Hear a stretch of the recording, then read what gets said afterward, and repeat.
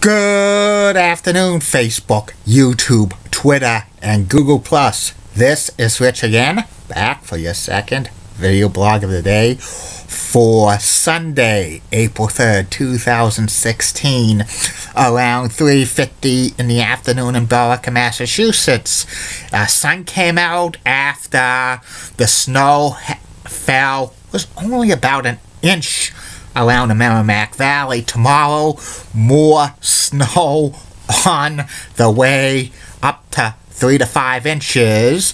It's going to be a clipper system, but kind of not fast moving. This snow is not supposed to stick to the ground, like the pavement or the roads, but it's going to stick in the backyard. It all depends where the heavy bands are set up. They say it's going to be in the Mass Pike and the hilly terrain, but we'll wait and see because this could always change. One little news item to report. The Chicago Blackhawks beat the Boston Bruins by a score of 6-4 today. 800th career win by Joe Quenneville, the coach of the Blackhawks, so congratulations to him. The Bruins did not get the points, 2 points. They needed to go back to get a playoff position. Only 3 games to go before the regular season end. The Bruins, in my humble opinion, are not going to make the playoffs.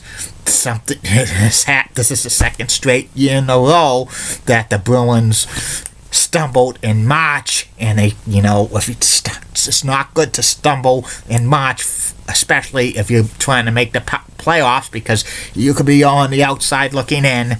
And I hate to say this, next Sunday the Bruins will probably be having tea time, and Claude Julien and Cam Neely better get their resumes updated, because they're probably going to get the axe. Hate to say that, but it's probably going to happen. And that's about it on the news. My second video blog subject of the day is about surprise teams in the NBA this season. And there's been a few surprise teams in the NBA this year.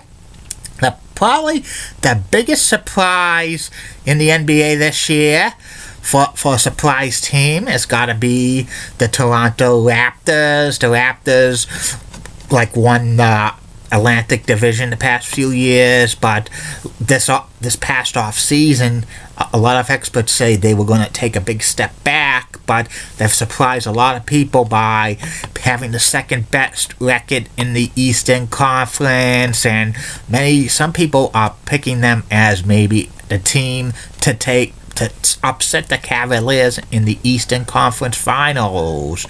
Dwayne Casey looked like he could be a top Coach of the Year candidate, and the Raptors look like a very impressive team. They're the only team in Canada that is going to be in the playoffs for both the NBA and NHL, so that they're probably Canada's team to try to win a championship in the winter sports this year. Another surprise team in the NBA this season, Boston Celtics. Boston Celtics have a very rugged team, and kind of one of those teams which the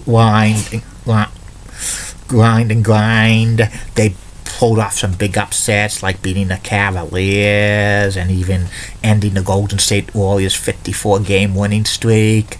And they're in probably good playoff position. A lot of people were saying that the Celtics would probably kind of squeeze in the playoffs this year and probably have an under 500 record again, but they've exceeded expectations and over 42 wins.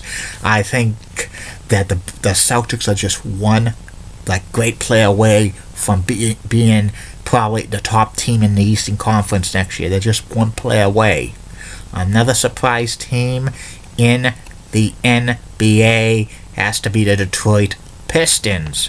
Many people were saying that the Detroit Pistons were going to be very, still flat this year and not make the playoffs, but they have surprised a lot of people by having like one of the 8 best records in the NBA Eastern Conference this year, and they're kind of a little bit of ahead of schedule. And even if they do make the playoffs, they're probably going to be one and done because they're going to face Cavaliers in the first round and probably get swept out of the playoffs. But they're having an impressive season. Another surprise team in the NBA this year, the Portland Trail Blazers. Many people were saying that Trail Blazers were going to have the worst record in the West Conference this year because LaMarcus Aldridge signed with the Spurs and they lost other players, but Damian Lillard stepped up as like a kind of a big team leader, and Blazers have the 6th best record in the Western Conference this year. And probably the last surprise team in the NBA this year's gotta be the Utah Jazz. Some experts were saying the Utah Jazz would hover around close to the playoff bubble, just finish short, but they're still fighting for one of the last 3 playoff spots in the NBA's Western Conference, and they have a 500 record. And the rebuilding process is maybe ahead of schedule, which is pretty good. Some honorable mentions for surprise teams in the NBA. Well, these are not really surprises. The Miami Heat, the Indiana Pacers, and the Oklahoma City Thunder. They're not really surprises because last year the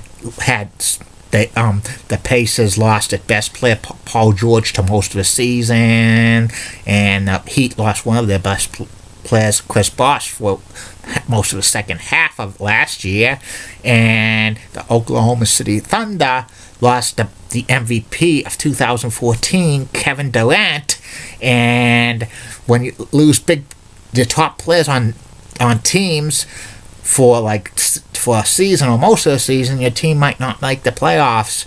And if they and when they're healthy, they're expected to make the playoffs. So it's not really a surprise team. These are not really surprise teams, but they're gotta be mentioned. That's about it on surprise teams in the NBA this year.